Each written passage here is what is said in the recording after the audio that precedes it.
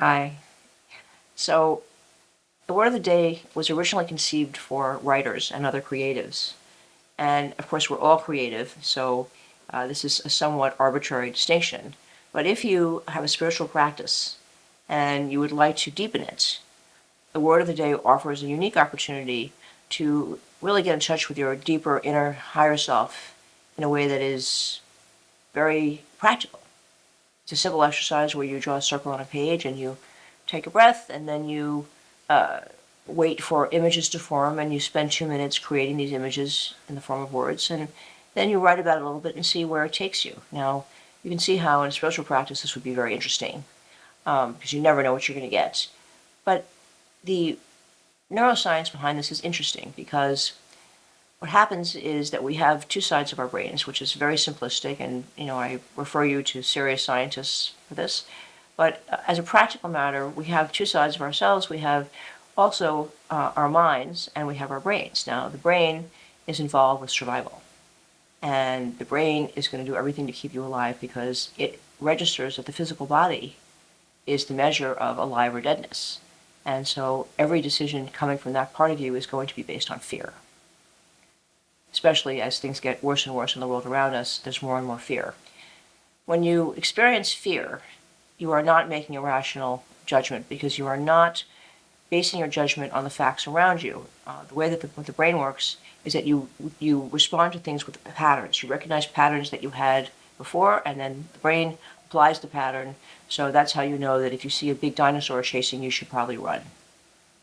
It's not like you're able to create that information on the spot because you wouldn't live long enough. So this whole idea of patterns and habits is very interesting.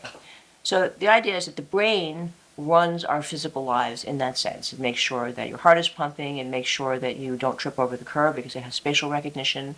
It makes sure that you get to work because it has time and knows how to use an alarm clock. But it will shut down all attempts for you to be introspective or deeply creative because that is scary and goes against the biological imperative, which is to stay alive and be safe, which means being part of the herd. And that's why very often you will have an impulse to do something and then somehow you never do it. And you can usually trace it back to being something that someone might not like. It might put you in disapproval, or it may be part of your whole self-esteem pattern in which you have to behave in certain ways for you to like it yourself, or you won't allow yourself to be happy. So all of this is quite complex, and people spend many years in therapy trying to figure this out. My personal experience is that I spent 17 years in therapy. It did not help me at all because it didn't go deep enough. It didn't really address these issues. And stuff that deals with trauma is useful, but this is not about trauma. This is not about the bad stuff. This is about the basic way that we are built in order to survive on a physical level. Now, the mind is the part of you that is free. The mind is the part of you that sees itself as eternal. It's the part of you that doesn't reckon death, doesn't understand time or space, and it's also the part of you that when you're cooking something, you suddenly have this idea to add red peppers and the whole dish becomes fabulous.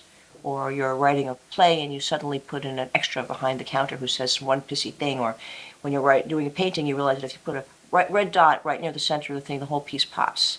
This is that creative part of you that is not afraid of surviving, that is not afraid of not being part of the herd. And this is part of you that the brain regards as subversive and very dangerous. And that's why people have so much trouble with this creation process. So what I discovered when I started to use Word of the Day was it basically is a battery pack. It takes you right into yourself. And the way I always describe this is that this creative part of ourselves is so often like a toaster. And the toaster has a plug. And you're looking for the plug to get your toaster, your inner toaster, to work. So you go up to someone, you go, "Oh, Mom, I'm going to plug my toaster into you." No, that's what you're looking for. "Dad, no." "Romance, no." "Friends, no." And ultimately what I've discovered after all these years and what I've been teaching in my writing practice and now to more general people is that if you are a toaster and this is the plug, the place that you need to put the plug is right here. You need to put the plug right in your heart, your own heart. And this is what we've been separated from. Therapy, religion, literature, everything does not want you to know that the only person that matters in your life is you. And if you should figure this out, you are then tarred with the brush of narcissism, selfishness, and so on and so forth. But on the other side of this, imagine when you are on an airplane and the airline attendant says, "Now, it's time for the air mask to drop down in case there's a crash or a loss of oxygen. If you have a small child, you must remember to put the mask on yourself first." And that's the idea of the toaster. In other words, we don't understand that our self-care and our self-awareness of ourselves is not optional.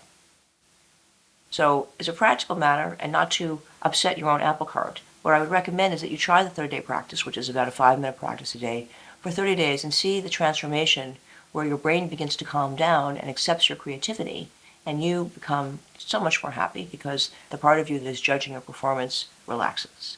So if you're interested, please join me on social media, join the 30-day challenge, and see if the Word of the Day can help you. And there are lots of other ways to find out about this wonderful process.